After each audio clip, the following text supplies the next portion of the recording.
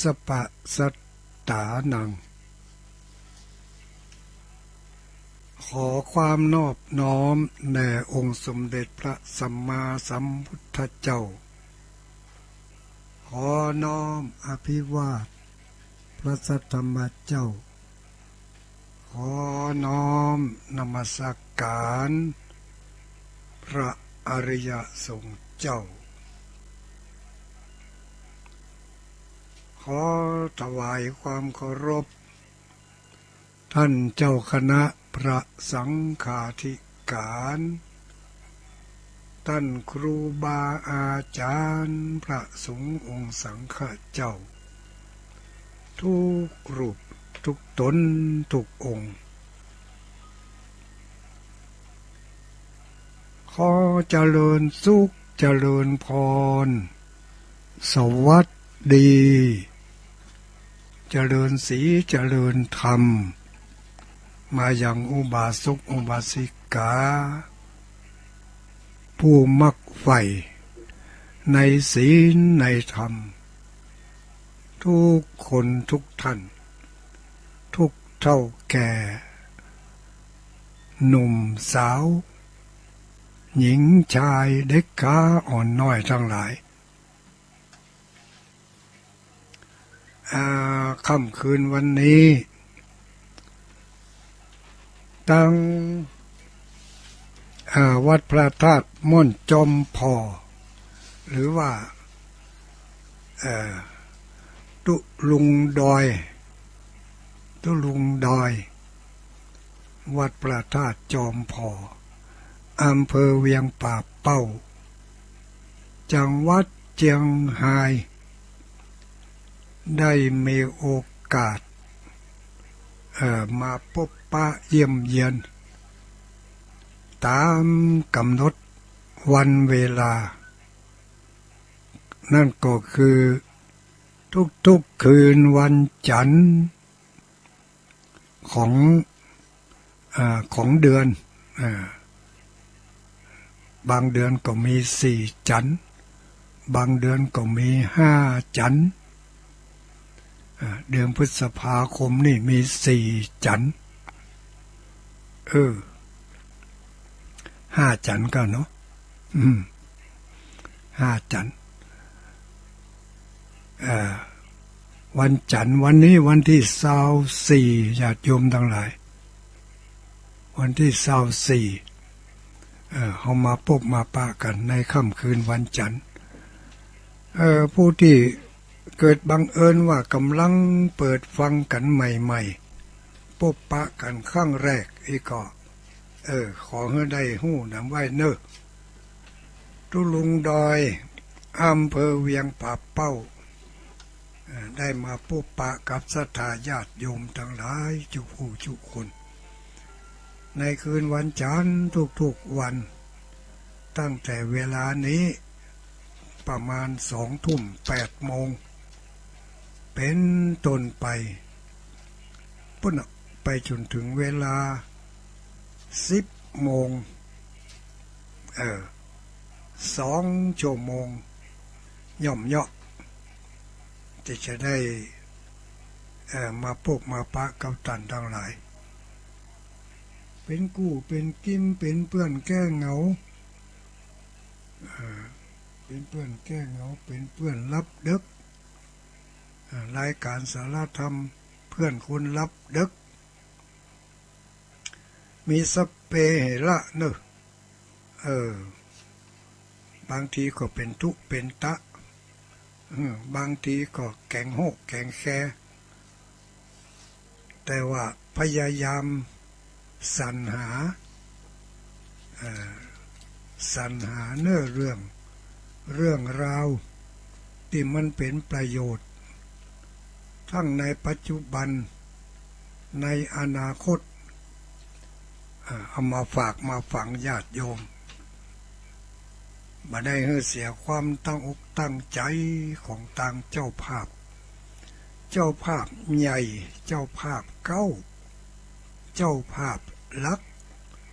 ในการนำเสนอธรรมะทุกๆคืนนี่ท่านทั้งหลายหู้ก็ว่าไผ ไผเป็นเจ้าภาพใหญ่เหลือเพิ่นนี่ เจ้าภาพใหญ่ที่นำเสนอธรรมะให้ท่านทั้งหลายทุกคืน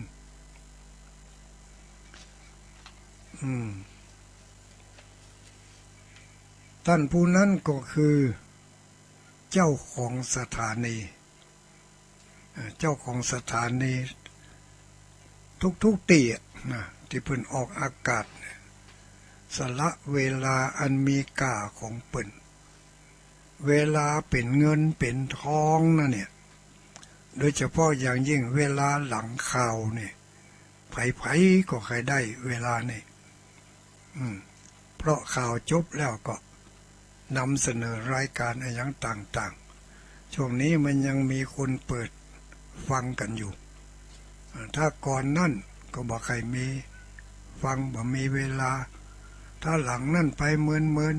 ก็บอกใครมีเวลาแต่เวลาหลังข่าวภายใน1 ชั่วโมงหลังข่าวเนี่ย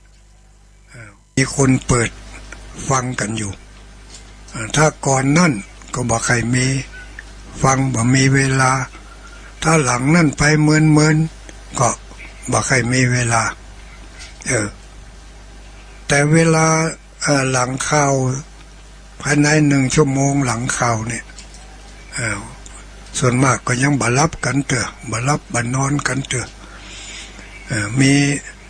ถ้าเพิ่นมีรายการเพลงก็จะเปิดเพลงเปิดอย่างให้ฟังมีการโฆษณาก็คนที่เพิ่นรับฟังโฆษณาก็จะมีนักมีหลายเรตติ้งมันดีเนาะช่วงเวลานี้แต่ด้วยจิตใจเป็นมหากุศลของทางเจ้าของสถานีทุกที่ทุกสถานีได้ถวายเวลาอันมีค่านี้ให้แก่พระสงฆ์องค์สังฆเจ้าแนะนำเอาเสียงอันเพราะลีลาอันอ่อนช้อยธรรมะอันเป็นประโยชน์อันลึกซึ้งสุขุมานยิ่งนักนำมาเสนอท่านทั้งหลายอุบาสกอุบาสิกาพุทธบริษัททุกคนทุกท่านได้ยินได้ฟังกันเผลอก็ยังมีศาสนิกชนต่างศาสนาบางผู้บางคนเพิ่งก็ยังรักฟังอยู่เพราะมันเปิดแบบเสรีเนาะใครได้ยินก็ฟังใครบอกแค่ฟังก็หมุนไปทางอื่นเนี่ยพระเจ้าตัวนี้เป็นอุดีมีสาระมันเข้ากับปัญหาชีวิตของเขาพอดีหรือว่าทุกเจ้าตัวนี้เป็นเรื่องราวที่เขากำลังคิดบอกบ่ถูกเขากำลังคิดบอกบ่ถูกมีปัญหาคาใจมานานละจะถามไผก็บ่กล้าถามกลัวเขาว่า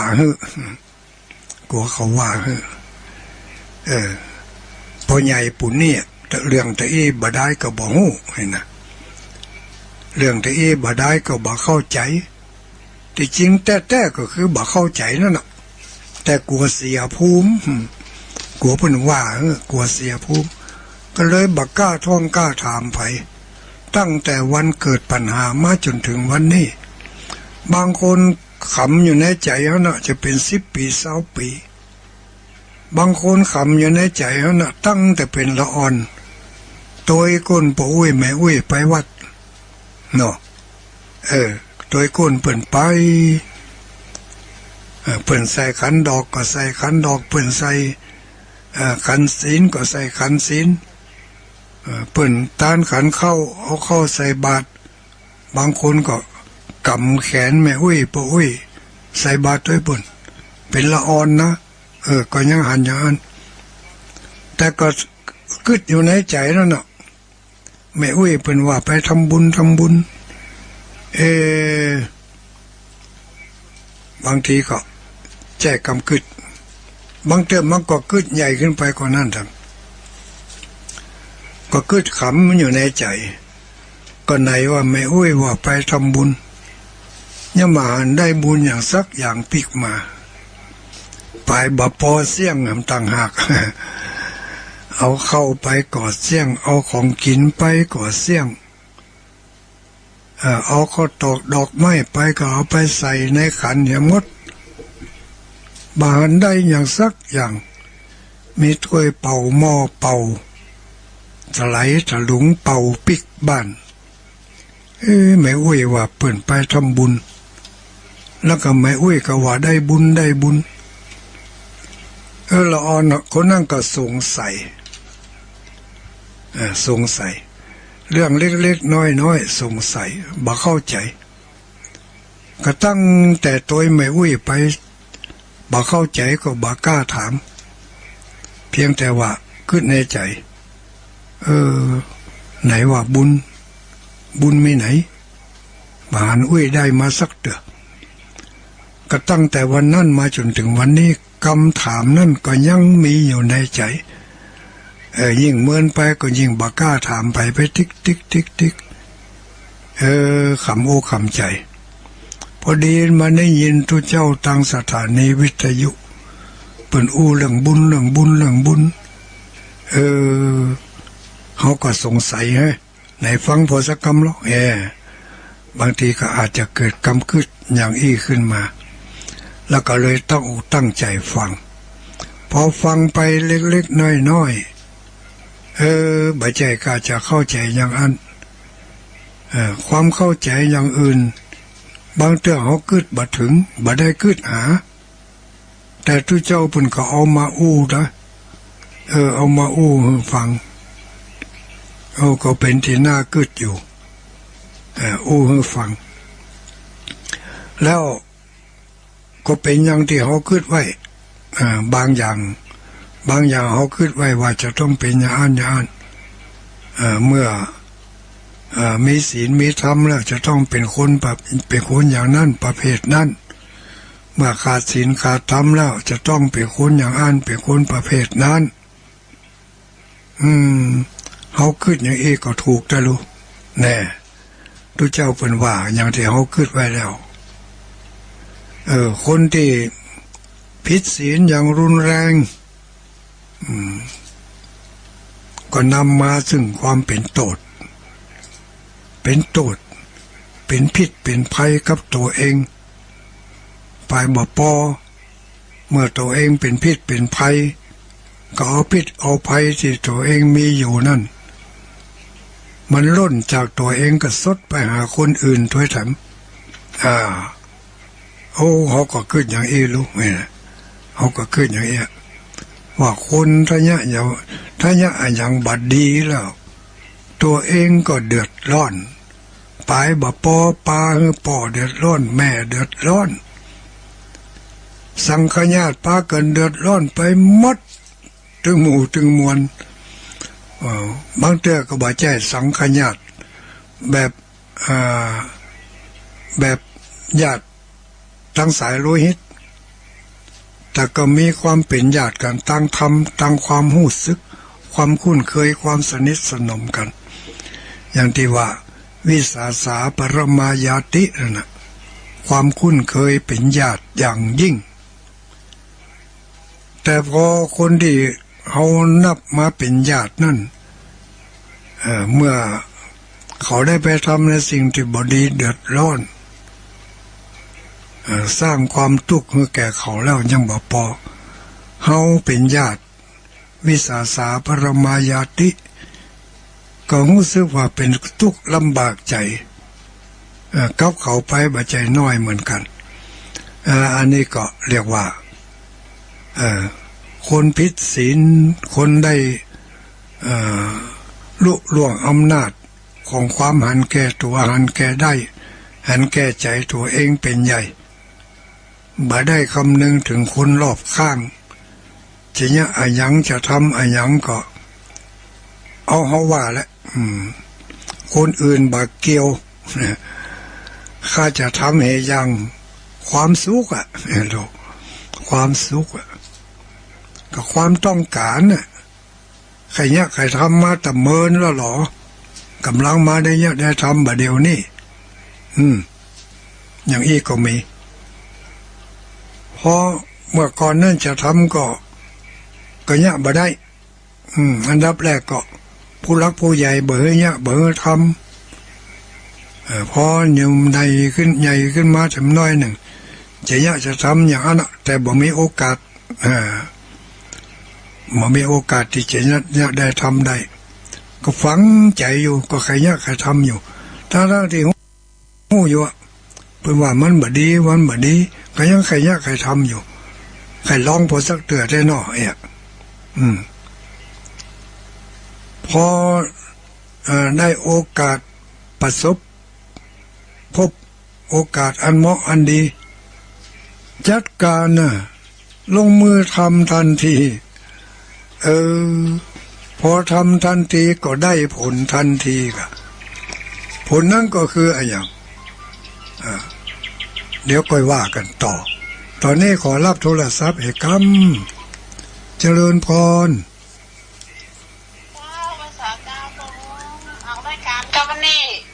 กำลังออกอยู่พอดีเจ้ามีกับเพลงหลายปันไหนกันมีกับเพลงเจ้าสถานีใดอัน106จะซ่อนในกับเจ้ามีลายก็เจ้ามีอยู่เจ้าอันนี้แม่คำนวณกะเจ้าการกะตีเสียนเต้าฮกสีบรรจงกับมีนะเจ้าในวิทยุมีก็มีเจ้าละกันในโทรศัพท์กับมีเจ้าในโทรศัพท์104ก็มีกะเจ้าอันบ่ฮู้เน้ออันน่ะเดี๋ยวจะลองเปิดพอทางสถานีวิทยุพอเน้อเจ้าเดี๋ยวถ้ามีก็จะส่งไปเน้อเจ้าสาธุจะได้แม่ฝังว่าจะได้พ่อแม่ฝังแม่แจ่ซ่อนถึงสถานีวิทยุแจ่ซ่อนสถานีวิทยุที่ไหนก็บ่มีก็ว่าเดี๋ยวตรงนี้เพิ่นมาเปิดวันนี้ฟ้าห้องฟ้ามืดจะลองเปิดพอทางสถานีวิทยุก่อนนะสถานีดังนี่เมียป่าเป้าดังถึง2 ตีเนอะดังถึง2 ตีเนอะ103.50ก็ดังอยู่แล้วก็สถานี94.50แม่ขจารก็ดังอยู่เขาดังกัน2 ตีเมียป่าเป้านี่นะแล้วก็ตังปุ้นนี่จะได้หมอหวนเนอะตังดอยรอบ่ออกเหก้าถ้าบ่ออกมาไปมาเวียงป่าเป้าจะได้แสดงว่า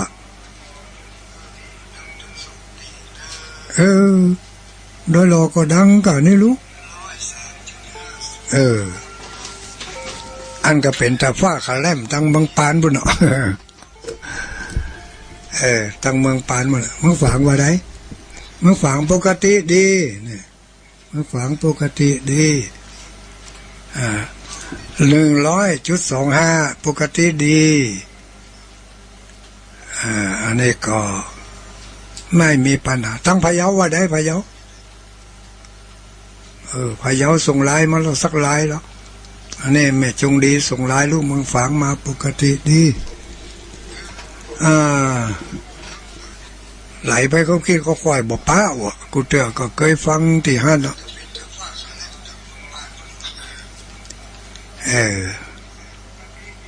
นี่เนาะมักจะเป็นอย่างนี้อันนี้จังอันนี้จังความไม่เที่ยงแต่แม่คายดีเนอะแม่คายใหญ่ก็คือแม่คายขึ้นสีขาวเพื่อชาวประชา ตั้งดอยถ้าตั้งไม่ขายดีก็ตั้งอื่นก็ดีละดอยรอบอกก็เครือข่ายที่ใดก็รับมาได้ดอยรอฮับได้อยู่เปิดโทรศัพท์ฟังละฟังในโทรศัพท์ถ้าในโทรศัพท์ดังก็แสดงว่าดอยรอดังแสดงว่าดอยรอรับพี่น้องตังลำปูนโอ้น่าจะเช็คสัญญาณเนาะบัสเซ็กก็ได้เนาะถ้าที่ผมฮับมาได้เพื่อนก็คงจะโทรมาละโทรมาได้อย่างไรก็บอกหูเอาออกมาออกเอาเป็นอันว่าแผลฮับได้ที่ไหนก็ฟังที่ฮั่นไปที่ฮับมาได้ก็แปะไว้ก่อนเนอะแปะกันไว้วันนี้ก็วันจันทร์เนาะวันจันทร์วันจันทร์ใกล้วันสำคัญทางพระพุทธศาสนาใกล้วันสำคัญนะเนี่ยวันนี้ขึ้น13 ค่ำแล้วเราว่าได้ดังก็ดังทุลุงดอยมึงพะเยาก็ขึ้นห้วยสองตาแม่ศิลาพรเจ้าดังเด้ออนุโมทนาเด้อเจ้าไม่มีปัญหาเจ้าสาธุถ้าดอยรอรับได้ก็ไม่มีปัญหาว่าได้เจ้าจูพอมันจากมันห้องมันชัดเจนเลยเจ้ามันห้องชัดเจนดีห้วยตรงซักเนาะห้วยตรงซักนะเจ้า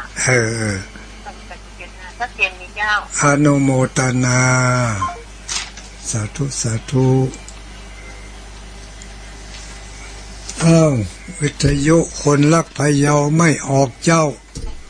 ฟ้าห้องฟ้าแมกฟ้าพาบ้านแม่ตำพะเยาฮับบ่ได้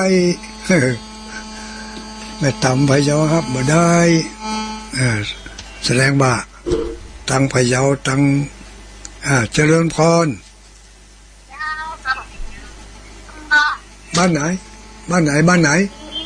ย65คนนักพะเยาก่อนนี้มาดังเลยเจ้าตอนนี้ไม่ดังเลยเนาะไม่เป็นไรเนอะไม่เป็นไรดังถ้ามันไม่ดังก็แปะไว้ก่อนเนอะตอนนี้ฟังที่อันนี้ที่เจ้าทางนี้ไหมฟังโทรศัพท์ฟังที่ทางนี้คืออย่างบอกว่าเจ้ากำลังฟังมาเดียวเนี่ยถ้าเป็นตั้งถ้า94.50ก็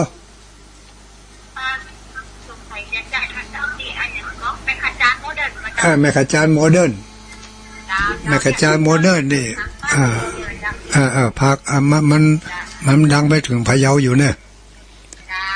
อนุโมทนาเนอะสาธุเนอะสาธุแม่ขจานโมเดิร์นฟังตั้งพะเยารับได้เมืองพานก็รับได้ตั้ง103.50นี่ก็ได้มาติ๊กเราเฮ้ยเอาว่าได้ที่ไหนอันนี้แม่เลี้ยนก็แม่เกี้ยวพาย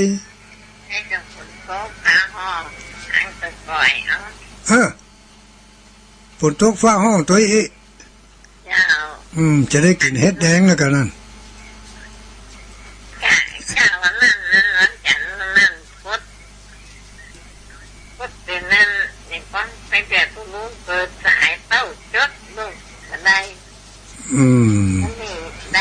วันนี้ได้เหรอกำเนาะฝนตกฟ้าห้องก็อนุโมทนาเนี่ยแม่แก้วกำลังจะเข้ารายการได้นิดหน่อยไม่เป็นไรตั้งพะเยาเป็นกัวฟ้าคาแลม ตั้งแม่เมืองปานเปิ่นก็กลัวฟ้าคะแลมถ้าฟังทางโทรศัพท์ได้ก็ฟังทางโทรศัพท์เนอะ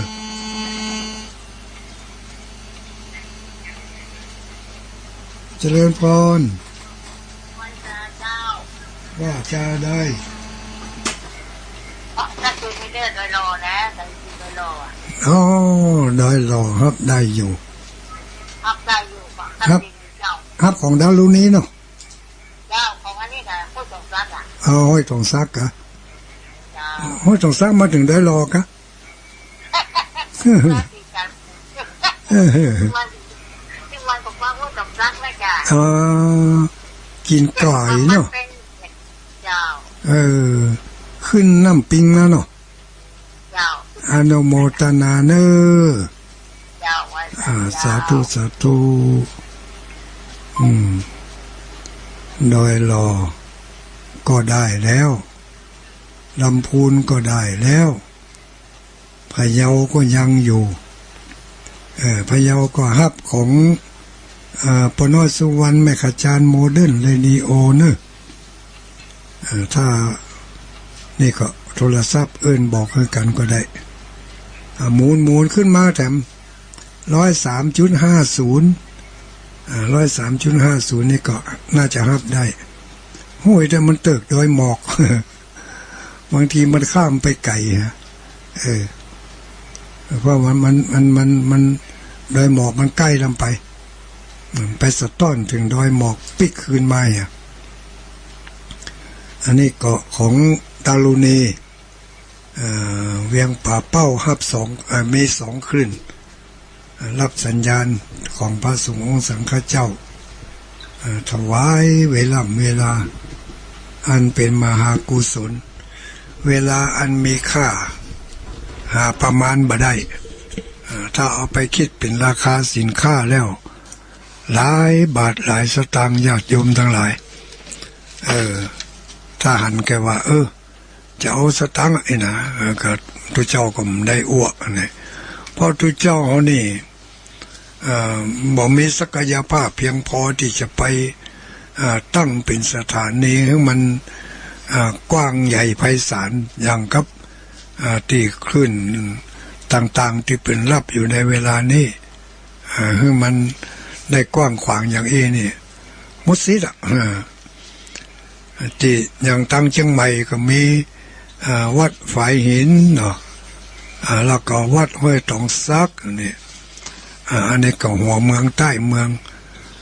วัดฝายหินก็อยู่ในอำเภอเมืองตั้งอยู่ที่หลังมอชห้วยตองซักก็ตั้งอยู่ปูนที่หนทางขึ้นไปโดยอินทนนท์ที่เข้าเลื่อยจากจอมตองเข้าไปหน่อยอยู่ในบริเวณนั่นอันนี้ก็กระจายออกมาแล้วก็มีแถมหลายคลื่นหลายสถานีตั้งมาตั้งลำปูนมาตั้งลำปางก็เดี๋ยวนี้ก็มีฮับใหม่ๆก็หลายสถานีอยู่เนอะพดไปเมืองแปะเมืองน่านเดี๋ยวนี้ก็คงจะรับสัญญาณได้อยู่ถ้าฟ้าฝนบัดตกบักคะแล่มหรือแห้งก็ต้องยอมจะรับได้อย่างไรก็ตามญาติโยมทั้งหลายทุกสิ่งทุกอย่างมันมีปัญหามันมีอุปสรรคจะเป็นปัญหาจะเป็นอุปสรรคอย่างใดก็ปัญหาก็คือเรื่องราวต่างๆที่เข้ามาถ้าเป็นทางหูทางตาก็ไปเรียกว่าเป็นปัญหาภายนอกถ้าเป็นเรื่องเข้ามาทางอารมณ์ก็เป็นปัญหาทางภายในเป็นปัญหาภายในปัญหาภายนอกแก้ไขด้วยวัสดุอุปกรณ์ต่างๆส่วนปัญหาภายในอันนั้นต้องแก้ด้วยการศึกษาธรรมปฏิบัติธรรมแล้วน้อมนำเอาธรรมนั่นมาใส่ใจโอปะนะยิโกควรน้อมเอาพระธรรมมาใส่ใจ แล้วเมื่อเขาน้อมนำเอาพระธรรมคือความจริงทุกสิ่งทุกอย่างเป็นพระธรรมเอาสัจธรรมเข้ามาใส่ในดวงจิตดวงใจเขาก็สามารถจะแก้ปัญหาให้ลุล่วงไปได้ในภายในใจนะอย่างที่เคยเปรียบเทียบหลายครั้งหลายคราวเนาะอย่างที่ทุลุงอูมานี่ก็ไม่ใช่ว่าทุลุงหมดปัญหานะก็ยังมีปัญหาอยู่นั่นเนาะแต่มันอาจจะแตกต่างกับญาติโยมไปเล็กๆน้อยๆแตกต่างกันไม่ใช่นักกันวะเพราะเรามันอยู่ในเครือข่ายของปุถุชนเหมือนกันเป็นผู้ที่ยังมีกิเลสหนาแน่นอยู่แต่ว่าได้ไปอ่านได้ยินได้ฟังมาอย่างใดก็ลองเอามาเนี่ยมาทำพอมันได้ผลแต่กับม่วนดีแก้ไขไปได้เป็นเปราะก็หมดไปอย่างหนึ่งบอกว่าจะเป็นปัญหาอะไรก็แล้วแต่ปัญหาสังคมปัญหาการบ้านการเมืองปัญหาครอบครัวเนาะปัญหาสามีปัญหาภรรยาปัญหาพ่อปัญหาแม่ปัญหาลูกปัญหาเรื่องลูกก็เป็นปัญหาที่สำคัญไม่ใช่น้อยเหมือนกันเป็นปัญหาใหญ่หลวงอย่างมาเดี๋ยวเนี่ยพ่ออุ้ยแม่อุ้ยมีลูกของพ่ออุ้ยแม่อุ้ย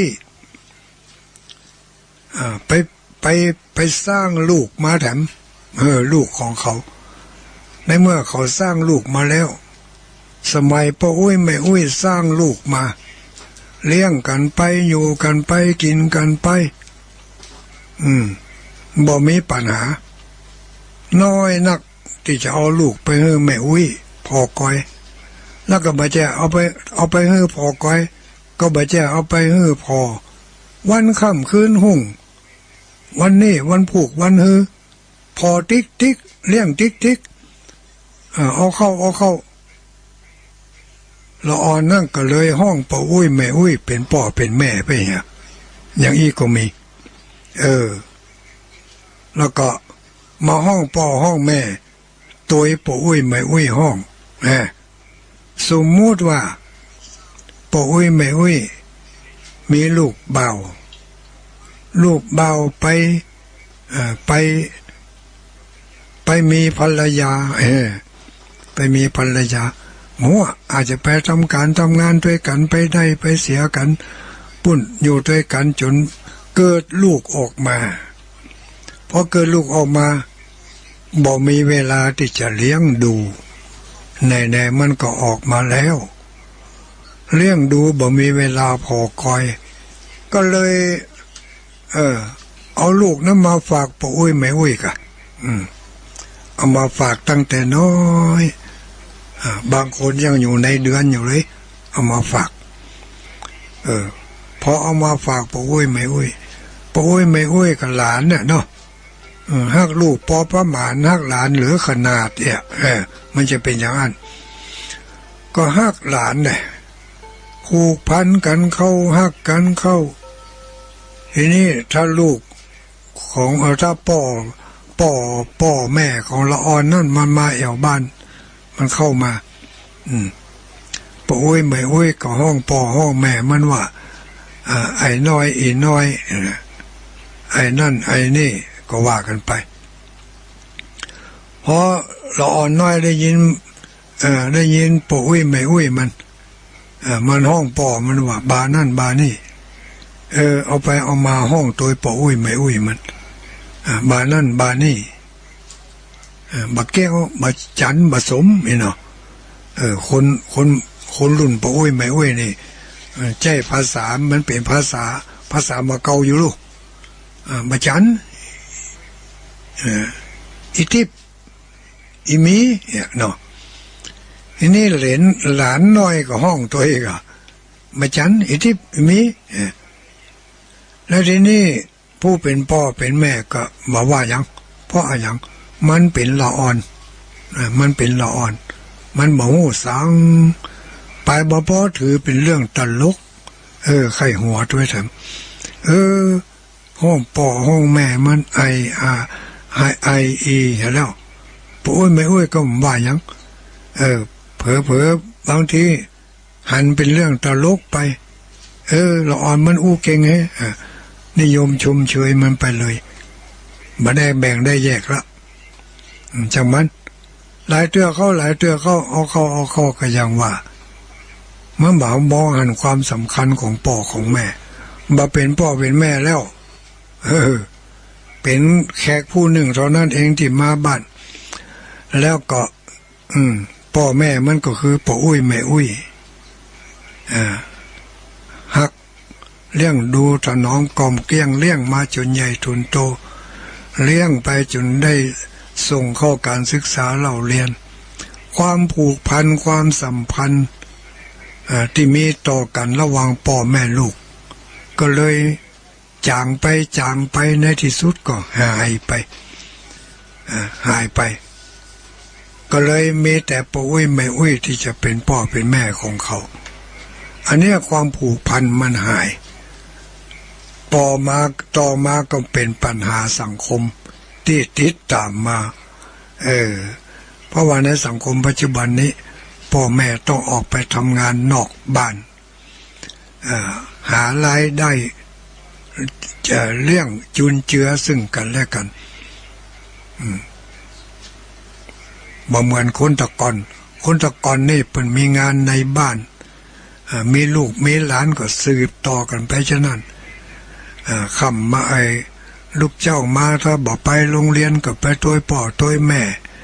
อยากการอยากงานเข้าให้เข้าสวนพองัวพอควายไปสืบทอดกันมาถึงในยุคนี้สมัยนี้มันเริ่มแยกพ่อแยกแม่ตั้งแต่น้อยๆละตั้งแต่น้อยๆพอที่จะไปอนุบาลได้พอที่จะเอาไปศูนย์รับเลี้ยงเด็กเนาะขวบปลาย2 ขวบเอาไปยัดให้ครูปีเลี้ยงละพอคอยดูแลกินข้าวไงแล้วก็เอาไปส่งละบางคนเอาไปส่งก่อนนั่นทำซ้ำเอาไปส่งก่อนกินข้าวไงทำซ้ำเอาฝากได้เนอะบึดตะครูมาบอกเขาเป็นกรรมฟังจะไปยาการปุ่นไปยาการคำเมื่อนะปีกมากับมาฮับเอาจากศูนย์เด็กเล็กศูนย์เลี้ยงดูละอ่อนก็เอาไปบ้านเนาะเพื่ออันมาเกาะจะได้กินข้าวกินน้ำก็ยังก็บ่เหมือนตะกอนเนาะมันถึงบ่เหมือนเพราะว่าวิถีมันเปลี่ยนระบบสังคมมันเปลี่ยนบริบทอะไรต่างๆมันก็เปลี่ยนไปแต่ปัญหามันไม่เปลี่ยนปัญหาก็คือปัญหายิ่งในสังคมปัจจุบันนี้ปัญหาที่ตามมาน่าขนาดนักญาติโยมทั้งหลาย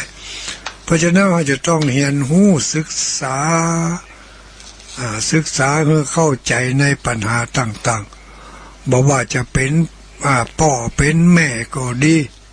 เป็นพ่ออุ้ยแม่อุ้ยก็ดีเมื่อปัญหาของบุตรหลานเกิดขึ้นแล้วในครอบครัวของเขาก็มาตั้งจุดประสงค์ขึ้นมาว่าการที่เขาเลี้ยงดูลูกหลานเนี่ยเขาเลี้ยงไปเพื่ออะไรเนี่ยเลี้ยงเพื่อจะให้เขาเป็นยังไงต้องการจะให้เขาเป็นอะไรยังไงแต่ต้องจะไปทิ้งธรรม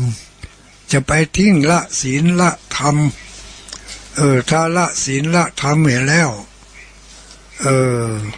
ต่อไปเขาจะใหญ่ขึ้นมาในท่ามกลางของความสลังสงสัย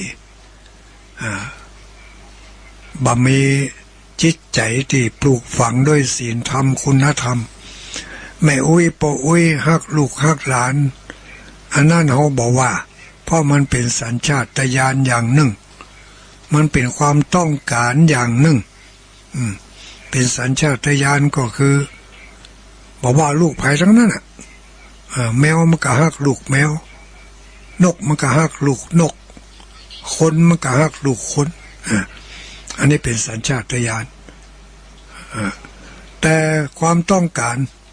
คือความใครได้ผัวเมียอยู่ด้วยกันใครได้ลูกแม่อุ้ยมีลูกมาแล้วก็ใครได้หลานเอามาไว้อุ้มไว้กอดเอามาไว้พอคอยดูแลเป็นสิ่งที่แม่อุ้ยปู่อุ้ยต้องการในความต้องการนี่แหละบางทีมันมีปัญหาแทรกเข้ามาโดยความบ่รู้สึกตัวอย่างเช่นปู่อุ้ยแม่อุ้ยคุณพ่อคุณแม่รุ่นใหม่ฮักลูกฮักหลาน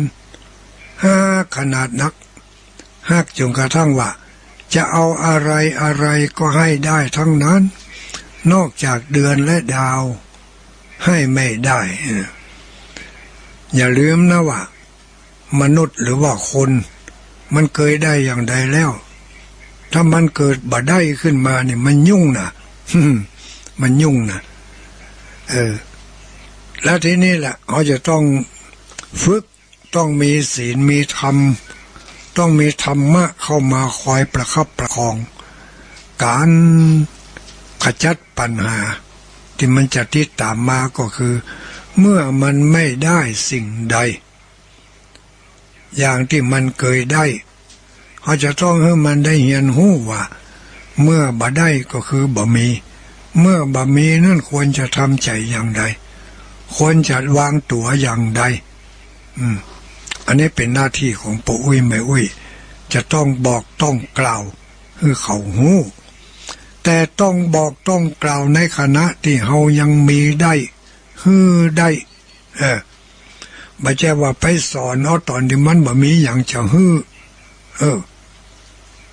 ตอนที่มันมาขอแล้วมันบ่มีเนี่ยเขาไปสอนตอนนั้นมันบ่ได้แล้วเพราะอะไรอย่าง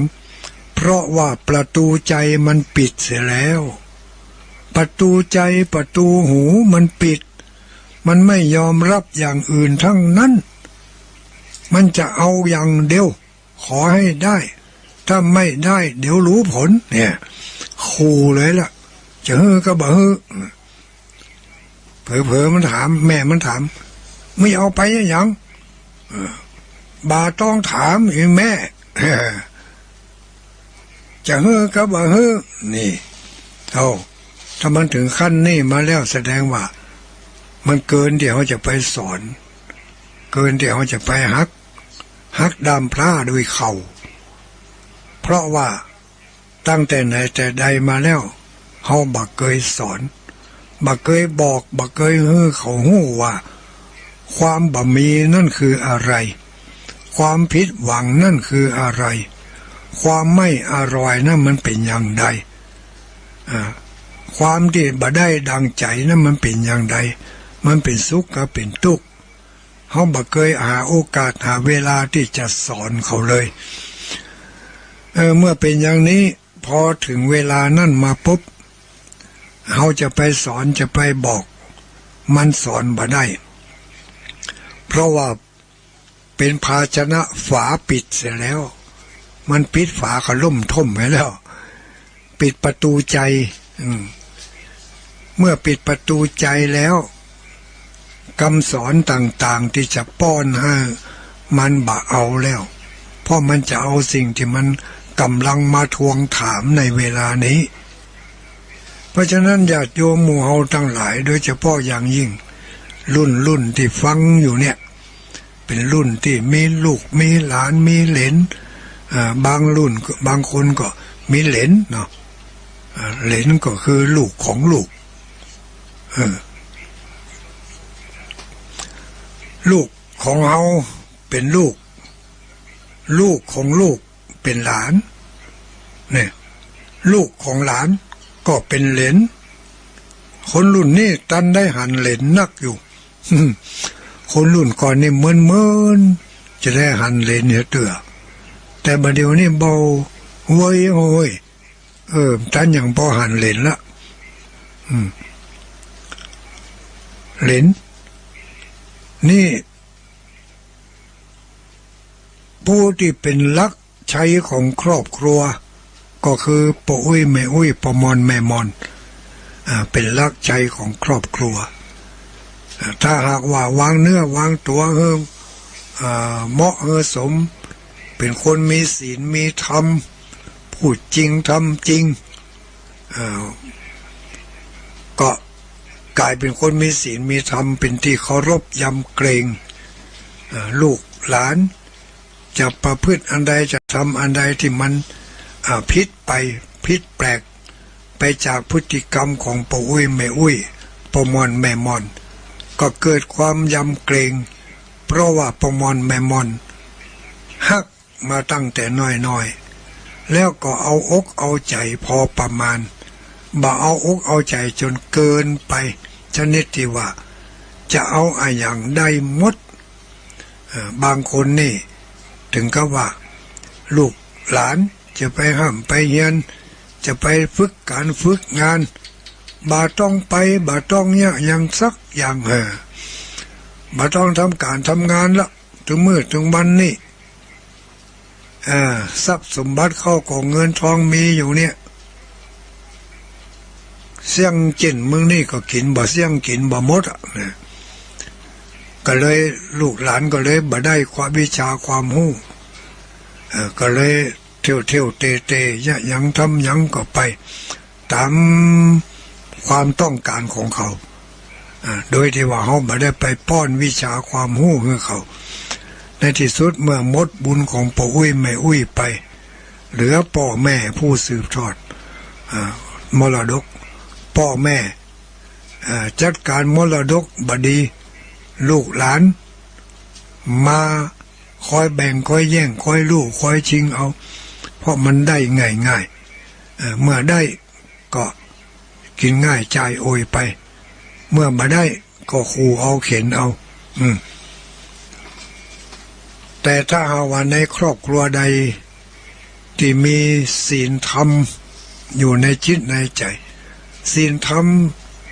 ว่าอย่างนี้ก็ดูเหมือนหนึ่งว่าเหมือนกับว่าจะดูหมิ่นดูแคลนศรัทธาญาติโยมผู้ฟังว่าบ่มีศีลบ่มีธรรมบ่ได้หมายถึงอย่างนั้นเนอะหมายความว่าศีลเขาก็มีอยู่ธรรมเขาก็มีเหมือนกันกูคนนั่นแหละแต่บางสิ่งบางเตื้อบางครั้งมันอาจจะพลั้งเผลอไปในเมื่อมันพลั้งมันเผลอไปแล้วขาดผู้คอยสะกิดสะเกามันก็อาจจะถลำตัวเข้าไปลึกไปไกลเมื่อถลำเข้าไปสุดกูแล้วมันเรียกบ่ขึ้นมันกลายเป็นมิจฉาทิฏฐิไปเหี้ยเป็นอย่างนี้ก็เป็นหน้าที่เป็นห่วงเป็นใยเนาะเป็นห่วงเป็นใยแทนที่เท่าชราแก่ชราจะมีความสุขจะมีความอบอุ่นภายในครอบครัวก็กลับกลายเป็นที่มีความทุกข์มีความอัดอั้นตันใจมีความลำบากลำบนบ่ได้ดังจิตดังใจที่ตั้งเป้าตั้งความหวังเอาไว้อย่างนั้นสักกรรมก็เป็นไปได้อย่างที่ว่าบ่ได้เดินตามรอยของศีลของธรรมนั่นเองความปรารถนาอย่างหลายสิ่งหลายอันก็เลยพลาดไปเพราะฉะนั้นเขาก็มาหวนล้ำลึกนึกถึงว่าถึงมื้อถึงวันนี้การที่เราได้ปฏิบัติศีลปฏิบัติธรรมนั่นได้เข้าไปถึงธรรมหมกใดเพียงใดเรามีศีลอยู่ถึงวันก่อมีทานถึงวันก่อมีธรรมก็คือความยับยั้งชั่งใจความรู้สึกนึกคิดในทางที่ดีที่สูงส่งเพิ่มขึ้นก่อยังหันแก่ตัวเหมือนเดิมอยู่กามันไม่คิดว่ามีความจำเป็นที่จะต้องสำรวจแล้วนะมาถึงมื้อถึงวันนี้ต้องสำรวจละ ก่อนจะรับจะนอนนี่ก็ต้องสำรวจตรวจตาประเมินตัวเก่าประเมินดูว่าถ้าสมมุติว่าเฮารับตาละจากมนุษย์โลกนี่ไปแล้วเฮาจะไปสู่โลกใดจ้าจะไปสู่โลกใดเนาะโลกมืดก็ว่าโลกสว่างก็ว่าโลกที่โลกที่สารวนวุ่นวายถ้าเฮาบ่ประเมินเนี่ยก่อนแล้วถึงวันนั้นมาไปฝึกหัดเอาในเวลานั้นมันบ่ได้นะมันยากนะคนบ่เคยจักตอกกำเตือเนี่ยถึงเวลามาเปิ่นเอาไม้จุ่งเฮ้อมีจุ่งเฮ้อเอาจักตอกเนี่ยพาไม้บ่ได้ก็พาบ่จางแล้วกำนั้นอย่าเอาอย่างมาแล้วจะไปจักตอกเป็นเส้นได้อย่างไรเช่นเดียวกันคนบ่เคยลงเรือกำเตือเกิดเปิ่นจวนเขาไปแอวทะเลก็ดีจวนไปแอวกว้านก็ดีเอาเรืออยู่นี่ไปเลยเขาก็ไปขับเรือจ่างใกล้เข้ามาแถมน้อยคนบ่เคยขับรถถีบก็บ่เคยขี่บ่เคยกำเตือเพิ่นบอกเอารถไปขี่เหรอ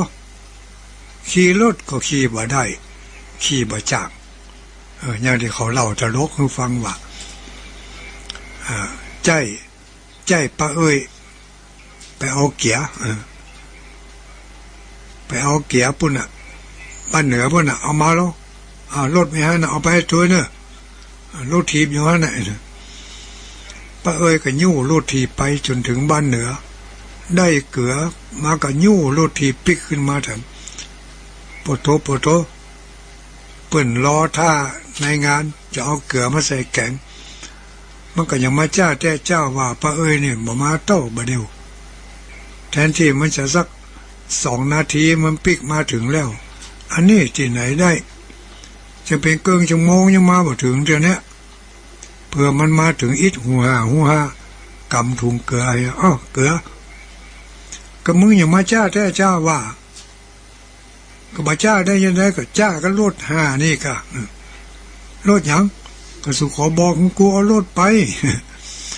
ก็กูก็เอาไปนะก็ยู่ขึ้นยู่ล่องมึงขี่บ่จ้างก็ย้อนกูบ่จ้างนั่นน่ะก็มึงยังเอาไปก็มึงบอกแล้วเอาไปมาไผ